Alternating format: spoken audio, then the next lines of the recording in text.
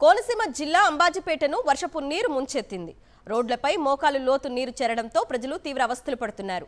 సరైన రహదారులు, డ్రైనేజీ వ్యవస్థ లేక తమ కష్టాలు వర్ణాతీతంగా ఉన్నాయంటూ ఆవేదన వ్యక్తం చేస్తున్నారు నాగాబత్తులవారి పాలెం గ్రామస్తులు. వరద నీటితో పాటు పాములు ఇళ్లలోకి వస్తున్నాయని ఆందోళన వ్యక్తం చేస్తున్నారు.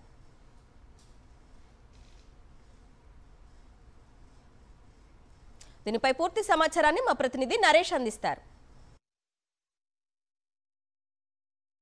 మోంతా తుఫాను ప్రభావం తీవ్రత భారీ స్థాయిలో కూడా కోనసీమ జిల్లాలో కనిపిస్తుంది. మరోవైపు ఈ తుఫాను సంబంధించి గడిచిన 24 గంటల్లో పూర్తిగా ఎడతెరిపి లేకుండా కురుస్తున్న కొన్ని వర్షాలకు అంబాజీపేట గ్రామ ప్రాంతాలు ఏవైతే ఉంటాయో అలాంటి చోట్ల నేరుగా కాలనీలోకి వర్షపు నీరు చేరుకొని డ్రైనేజీ వ్యవస్థ అస్తవ్యస్తంగా మారిపోయి ఇళ్లలోకి వరద నీరు చేరుకుంటున్న పరిస్థితులు కనిపిస్తున్నాయి.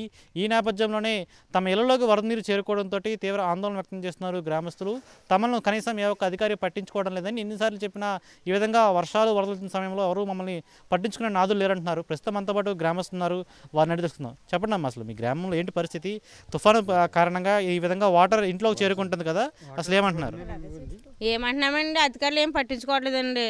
మేము ఈ నీటిలో నుంచి కొట్టుకుంటూ వెళ్ళినట్టు వెళ్తున్నాం. బాగా ఇంతలోటు నీటిలో అని డ్రైనేజీలు కూడా లేవు. తరతోటి సింపురులో ఒకటికి వచ్చేస్తున్నాయి, పాములన్నీ ఇళ్లలోకి వచ్చేస్తున్నాయి. మా పరిస్థితి ఏంటి, ఎవరు పట్టించుకోవట్లేదు. ఏమన్నా ఓట్లు వేయమన్నా మాత్రము ఓట్లు వేయడానికి వచ్చేస్తున్నారు. అధికారులు ఏం పట్టించుకుంటున్నారు మమ్మల్ని ఏంటి ఆకలితో అల్లాడిపోతున్నారు. ఆ గుడిసె నీటిలో నుంచి మేము బయటకు రావడానికి ఇబ్బంది పడిపోతున్నాము. ఆకలి లేవు, ఏం లేవు, తిండి లేదు, ఏం ఎలా బతుకుతారు అనుకున్నారు అధికారులు. ఏం పట్టించుకున్నారు అధికారులు అసలు? వాళ్ళు మన నీరు చూడండి, అట్లు ఇంత లోతు నీటిలో మేము ఎలా వెళ్ళగలుగుతాం బయటికి? మొగలన్నా వాళ్ళు లేరు వెనకాల, మాకు మేము ఎదరాలం ఉన్నాము. మాకు వెనకాల ఆధారం ఎవరు లేరు. మేము ఎలా వెళ్తాం చెప్పండి ఒకసారి. వాళ్ళు ఏమనుకుంటున్నారు మీరు అసలు? ఇదన్నీ పట్టి డ్రైనేజ్లు వేయాలి కదా, రోడ్లు వేయాలి కదా. పోనీ కానీ రోడ్లు ఏమని అడుగుతున్నాం, ఎప్పుడు ఎన్ని సంవత్సరాల నుంచి అడుగుతున్నామో. ఒకళ్ళు పట్టించుకోవట్లేదు, ఎటు వెళ్తుంది నీరు. మా పరిస్థితి ఏంటి? పిల్లలు ఏంటి, పిల్లలకి ఏ అనారోగ్యం వస్తుంది, ఎవరు చూస్తారు చెప్పండి ఒకసారి. మీరు ఆలోచించండి ఒకసారి. మాకు రోడ్లు వేయండి. తుఫాను ప్రారంభమైన దగ్గర నుంచి అధికారులు మీకు ఎవరు అప్రమత్తం చేస్తారా? ఈ విధంగా వర్షపు నీరు లోపలికి వచ్చేస్తుంది కదా, ఎవరైనా వచ్చి అసలు అప్రమత్తం చేస్తారా మీకు? ఎవరు రాలేదంటే వస్తే నేను ప్రెసిడెంట్ గారు వచ్చారు, అలా రోడ్ చూసి వెళ్ళిపోడు, క్లీన్ పంపిస్తున్నాం లాగింతాను అనడానికి తప్ప అది క్లీన్ రాలేదు. వచ్చింది కానీ సరిగ్గా చేయలేదు. ఏంటంటే మెయిన్ డ్రైన్లు లేకపోవటం వల్ల ఈ నీరు ఇలా నిలిచిపోతున్నట్టు ఇంచుమించు 30 సంవత్సరాల మట్టించి ఇదే పరిస్థితి. చాలా మంది ప్రెసిడెంట్లు వచ్చారు కానీ సరైన రోడ్ లేదు. ఈ ఎస్ఈ పేటలు మాత్రం బాగుపడే పరిస్థితి లేదు. ఎందుకంటే చాలా దారుణం. అటు కొరలబొట్టల పాలెం ఉంది కానీ అది అండర్ గ్రౌండ్ డ్రైన్ వేసుకున్నారు, అక్కడ 20 ఏకర్ అండర్ గ్రౌండ్ డ్రైన్ వేసుకున్నారు. మా డ్రైన్ అయినప్పటికీ సైడ్ డ్రైన్ కడతామన్నారు తప్ప ఎప్పుడు కడతారో ఏం చేస్తారో తెలియదు. కానీ డ్రైన్ కడుతుంటే దాన్ని వెళ్ళటానికి దారి లేదు, కట్టేస్తున్నారు తప్ప సైడ్ డ్రైన్ కడతారు. ఉపకారం ఉంది, అందులో వెళ్ళటానికి దారి లేదు. అందుకని మాకు అండర్ గ్రౌండ్ డ్రైన్ కావాలి. బాత్రూములు కూడా లేవండి. ఇంత లోతు నీటిలో నుంచి పిల్లల్ని తీసుకుని ఎక్కడికి వెళ్తా చెప్పండి సారి.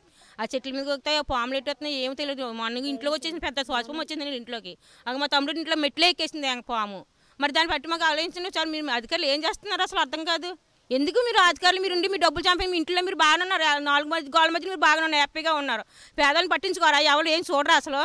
మా పరిస్థితులు ఏంటో సార్ ఆలోచించండి మీరు. పరిస్థితి పూర్తిగా కూడా వరద నీరు, వర్షపు నీరు మురుగునీరుగా మారిపోయి నేరుగా ఇళ్లలోకి చేరుకుంటుందని, దీనివల్ల పాములు సైతం కూడా ఇళ్లలోకి వస్తున్నాయని కూడా చెప్తున్న పరిస్థితి నెలకొంది. అయితే పూర్తిగా కూడా తుఫాను ప్రభావిత ప్రాంతాలలో ముందస్తుగా అధికారులు అప్రమత్తం చేయాల్సి ఉంటుందని, అదేవిధంగా ఇలాంటి సమయంలో చిన్నపిల్లలతోటి బయటికి పాలు కోసం కూడా వెళ్ళలేకపోతున్నామని, అయితే వారు తినడానికి తిండి పెట్టడానికైనా సరే ఈ మురుగునీటిలో నడుచుకుని వెళ్లాల్సి వస్తుంది తప్ప ఏ ఒక్క అధికారి కూడా తమ వైపు కన్నెత్తి చూడట్లేదని కూడా వారు ఆవేదన వ్యక్తం చేస్తున్న పరిస్థితి కనిపిస్తుంది.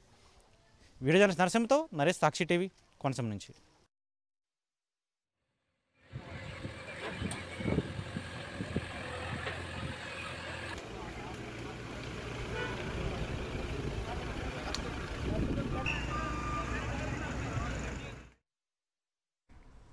మోంతా తుఫాను ప్రభావంతో శ్రీకాకుళం వ్యాప్తంగా కురిసిన వర్షాలతో లోతట్టు ప్రాంతాలు జలమయమయ్యాయి. పలుచోట్ల విద్యుత్ స్తంభాలు, చెట్లు నేలకొరిగాయి. శ్రీకాకుళం ఇందిరానగర్ కాలనీలో ఇళ్లలోకి వర్షం నీరు చేరడంతో కాలనీ వాసులు తీవ్ర ఇబ్బందులు పడుతున్నారు. వెంటనే అధికారులు స్పందించి తమ సమస్యను తీర్చాలని వేడుకుంటున్నారు కాలనీ వాసులు. కాలనీ వాసుల సమస్యలపై మరింత సమాచారాన్ని మా ప్రతినిధి సునీల్ అందిస్తారు. మోంతా తుఫాను నేపథ్యంలో శ్రీకాకుళం జిల్లా వ్యాప్తంగా భారీ వర్షం కురిసింది. ఈ వర్షానికి అనేక చోట్ల లోతట్టు ప్రాంతాలు జలమయ్యాయి. దీంతోపాటు ప్రధానంగా శ్రీకాకుళం పట్టణ కేంద్రంలోని అనేక ప్రాంతాల్లోని అయితే నీటిలో అనేక ఇల్లు కూడా మునిగిపోయిన పరిస్థితి నెలకొంది. ఇళ్లలో కూడా భారీగా వరద నీరు చేరిన పరిస్థితి. ఎప్పుడు వాటర్ వచ్చినా the water is stagnated sir. ఇది మున్సిపల్ అథారిటీస్కి 3 years బట్టి కూడా తెచ్చాము. We have brought to the notice of the municipal commissioner and his staff, but the water is like this only. Because of the stagnated water, it has become a bathing place for buffaloes, bathing place for pigs, and a breeding place for mosquitoes. We have been requesting so many times, but the problem is like this. గత 20 ఏళ్ళగా ఇబ్బంది పడుతూనే ఉన్నామండి. Due to know drainage sir. అసలు municipal ట్యాక్స్లు కడుతున్నాం, municipality authorities ఎటువంటి action చేయట్లేదు. రాజకీయ నాయకులు కూడా కలవడం జరుగుతుంది, ఏమాత్రం కూడా ఇది చేయట్లేదు. అసలు దేశం అంతా అభివృద్ధి చెందింది, 3వ స్థానంకి వెళ్ళిపోయి 4వ స్థానానికి వెళ్ళిపోయి అని చెప్తున్నారు, కానీ ఇలాంటి పరిస్థితులు గత 20 ఏళ్ళగా జీవిస్తున్నామండి. అసలు వీళ్ళని ఎవరిని ఏం చేయాలో ఎలా చేయాలో అనేది అర్థం కాని పరిస్థితులు ఉన్నాం. ఎన్నిసార్లు కంప్లైంట్ ఇచ్చినా అప్పటికి ఏదో మోటార్ పెట్టి తోడిస్తున్నారు అంతే. కనీసం డ్రైనేజ్ అనేది లేకుండా ఈ మున్సిపాలిటీ వాళ్ళు ఇచ్చేస్తున్నారు. ఇది చాలా అన్యాయం. అసలు దీన్ని ఏ విధంగా యాక్షన్ తీసుకోవాలో మాకైతే అర్థం కావట్లేదు. కంప్లైంట్ పెట్టాల్సిన కేంద్రం రాష్ట్ర మంత్రులందరికీ కంప్లైంట్లు పెడుతున్నాం, తీసుకునే నాదురు కనిపించట్లేదు మాకు. ఇక్కడ ఒక ఆయన హౌస్ కడతానని కన్స్ట్రక్షన్ కన్నా ఇది గొయ్యి పెట్టి మరి ఏం క్లియర్ చేయడం లేదు. కొద్దిగా వాటర్ పడగానే అదంతా నిండిపోతుంది. రెండోది వర్షం పడితే అందరి ఇళ్ళలోకి నీరు వెళ్ళిపోవడం. ఏదో ఎన్నోసార్లు కంప్లైంట్ ఇచ్చినా ఎవరు రెస్పాండ్ అవ్వడం లేదు.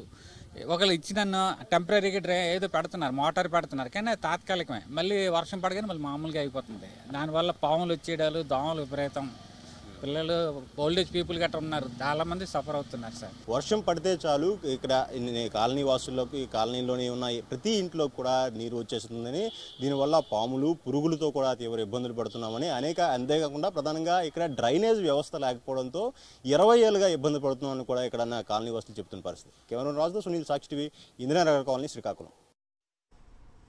మొంతా తుఫాను ప్రభావంతో ప్రకాశం జిల్లా అతలాకుతలమైంది. వాగులు వంకలు పొంగి పొర్లుతున్నాయి. ఒంగోలు నగరం జలదిగ్బంధంలో చిక్కుకుంది. మోకాలు లోతు నీటిలో ప్రజలు అవస్థలు పడుతున్నారు. ఇళ్లలోకి వరద ప్రవాహం చేరడంతో అష్టకష్టాలు పడుతున్నారు.